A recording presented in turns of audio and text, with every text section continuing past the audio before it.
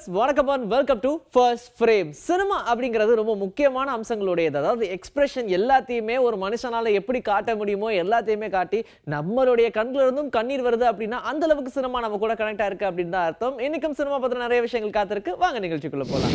ஜெயம் ரவி நயன்தாராவுடைய நடிப்புல அகமத்தோடைய இயக்கத்துல இறைவன் அப்படின்ற திரைப்படம் உருவாகி இருந்துச்சு. இந்த திரைப்படத்தை ஆகஸ்ட் 15th ரிலீஸ் பண்றோம் அப்படின்னு சொன்னாங்க. அப்புறம் டேட் கொஞ்சம் தள்ளி போகுதுன்னு சொன்னாங்க. லாக் பண்ண டேட் என்ன அப்படின்னு பார்த்தோம்னா செப்டம்பர் 28ஆம் தேதி. இந்த டேட்ல இந்த படம் ரிலீஸ் ஆகுது அப்படின்றது பெரிய விஷயம் கிடையாது.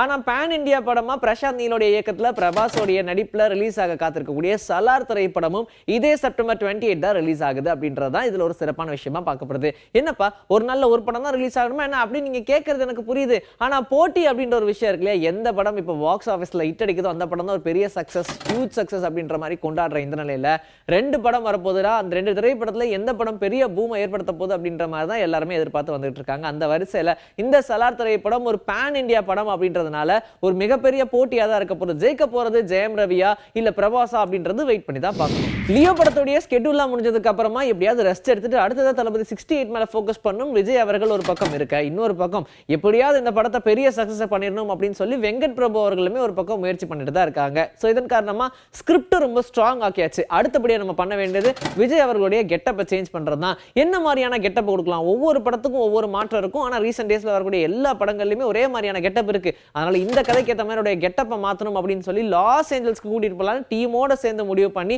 அவருடைய கெட்டப் சேஞ்சுக்காகவே லாஸ் ஏஞ்சல்ஸ்க்கு கூட்டிட்டு போயிருக்காங்க. அப்போ விஜய் அவர்கள் ஏர்போர்ட்ல இருக்கிற மாதிரியான போட்டோஸ் எல்லாம் அடிக்கடி எங்கேயாவது எடுக்க அது அப்படியே இணையத்துல இப்போ வைரலாகி வந்துகிட்டு இருக்கு. இதெல்லாம் தாண்டி என்ன மாதிரியான ஒரு கெட்டப்பா இருக்கும், என்ன மாதிரியான ஒரு லுக்கா இருக்கும் அப்படின்ற மாதிரி இதை காமன் டிபியாவே எல்லாம் வைக்கணும்ன்ற ரேஞ்சில் தான் அவருக்கான பில்டப்லாம் ரெடி பண்ணிக்கிட்டு இருக்காங்க அப்படின்றதுனால சோ கூடிய விரைவில் என்ன மாதிரியான லுக் இருக்க போகுது அப்படின்றத நமக்கு அபிஷியலாவே அனௌன்ஸ் பண்ண போறாங்க.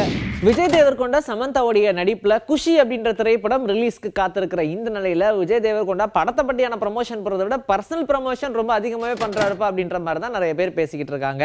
அண்ட் நம்ம குறிப்பா சொல்லணும் அப்படின்னா விஜய் தேவர்கொண்டாக்கு இந்த வருஷம் கண்டிப்பா கல்யாணம் இல்லைன்னா அடுத்த வருஷம் கண்டிப்பா கல்யாணம் ஆயிடும் அப்படின்னு சொல்லி எல்லாருமே பேசிக்கிட்டு இருக்காங்க. இதற்கான காரணமும் சமந்தா தான். குஷி படத்தோடைய இன்டர்வியூ அப்போ ஆமாங்க இந்த வருஷத்துல அவங்க கல்யாணம் பண்ண போறாங்க இல்லைன்னா நெக்ஸ்ட் இயர்ல டெஃபினெட்லி வந்து கல்யாணம் பண்ணிடுவாங்க அப்படின்னு சொல்ல போய் என்னப்பா இப்படி போட்டு பொசிஷன் உடச்சு போட்ட அப்படின்ற மாதிரி தான் விஜய் தேவர்கொண்டாவுமே ஃபீல் பண்ணாங்க. பட் இருந்தாலும் பரவாயில்லன்னு சொல்லி இன்ஸ்டாகிராம் பக்கத்துல நிறைய கிடைச்சிருக்கு. ஆனா இது ரொம்ப ஸ்பெஷல் அப்படின்ற மாதிரி ஒரு போஸ்ட் போட்டது மட்டும் இல்லாம விஜய் தேவர்கொண்டாவுடைய கையில இன்னொரு கை இணைஞ்சிருக்கிற மாதிரியான ஒரு போட்டோ போடும்போது கூடிய விரைவில் இதற்கான அப்டேட்டஸ் கொடுக்குறோம் அப்படின்ற மாதிரி சொல்லியிருந்தாங்க.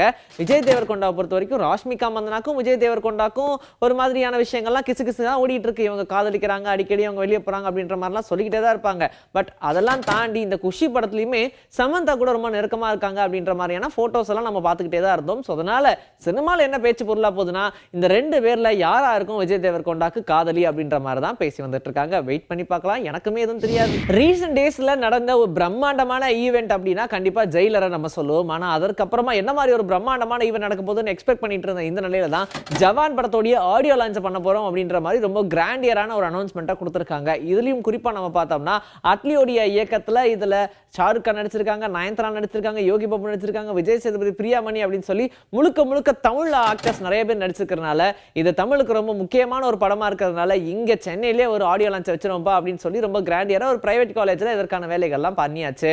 ஸோ இதற்காகவே ஷாருக் கான் அவருடைய ட்விட்டர் பக்கத்துலயும் இன்ஸ்டா பக்கத்துலயும் ஒரு போஸ்டர் போட்டிருக்கிறது என்னன்னா நான் வரேன் சென்னைக்கு அப்படின்னு சொல்லி போட்டிருக்காரு. அது மட்டும் இல்ல நீங்க எல்லாம் கேட்டா தக்க தையா தையா அதாவது டான்ஸ் கூட பண்ணுவையா அப்படிங்கிற மாதிரியான ஒரு அப்டேட்டும் கொடுத்திருக்காங்க.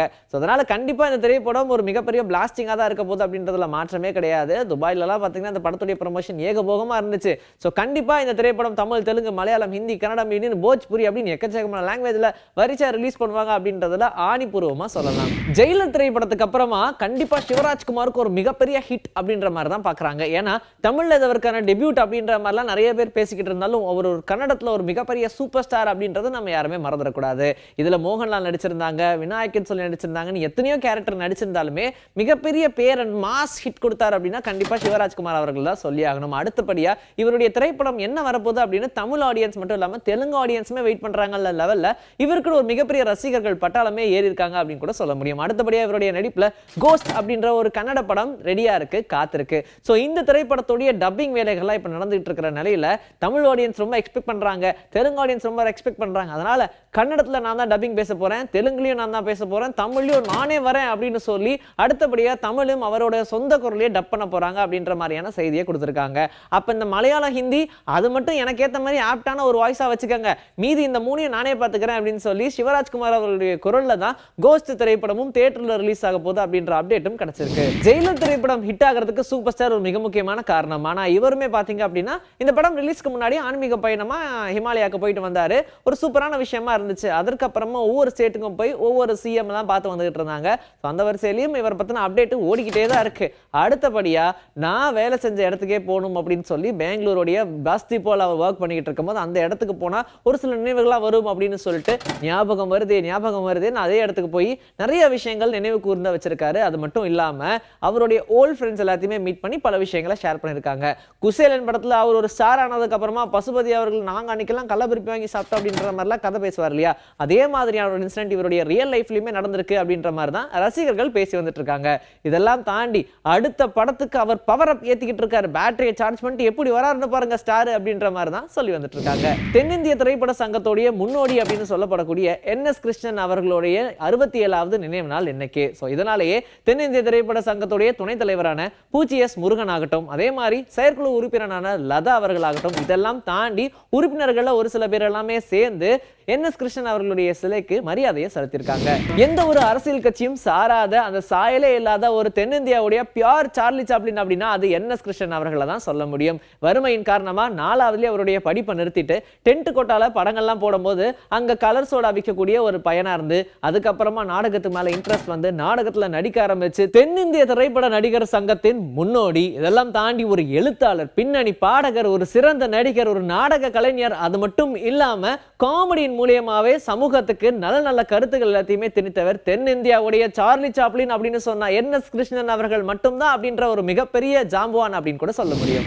என்.எஸ். கிருஷ்ணன் அவர்களுடைய திரைப்பயணத்தை பத்தி பேசவோ இல்ல அவருடைய மனிதநேயத்தை பத்தி பேசவோ இன்னைக்கு ஒரு நாள் அப்படின்றது போதாது. இருந்தாலும் ஒரு இன்சிடென்ட்டை கண்டிப்பா உங்ககிட்ட ஷேர் பண்ணியே ஆகணும். ஒரு நாள் கொடுத்து அவர்கிட்ட எதுவுமே இல்லாம போன அந்த நிலையிலும் தன்னிடம் வேலை செய்யக்கூடிய ஒரு நபர் எனக்கு கல்யாணம் ஐயா அப்படின்னு சொல்லும் போது கூட என்ன இருக்கு அப்படின்னு சொல்லி சுத்தி முத்தி பார்க்கும்போது இருக்கக்கூடிய ஒரே ஒரு வெள்ளி கூஜாவை எடுத்து கொடுத்துட்டு இதை வித்து உன்னோட கல்யாண செலவை பார்த்துக்கோ அப்படின்னு சொன்னதாகவும் சொல்றாங்க. இது மட்டும் இல்லாம அவர் அடிக்கடி பயன்படுத்தக்கூடிய ஒரு வார்த்தையா சொன்னது, யாராவது என்கிட்ட வந்து ஏதாவது கேட்கும் போது என்கிட்ட எதுவுமே இல்லை அப்படின்னு நான் சொல்றேன்னா அன்னைக்கு நான் இல்லாம இருக்கணும் அப்படின்னு சொன்ன ஒரு மிகப்பெரிய பெருமை வாய்ந்த நடிகரா இருக்காரு அப்படின்னா கண்டிப்பா அது என்.எஸ். கிருஷ்ணன் அவர்களை மட்டுமே தான் சொல்ல முடியும். என்.எஸ். கிருஷ்ணன் அவர்களுடைய திரைப்பயணம், வாழ்க்கை பயணம் அப்படின்றது ஒரு சரித்திரம் இல்ல, அது ஒரு சகாப்தம்.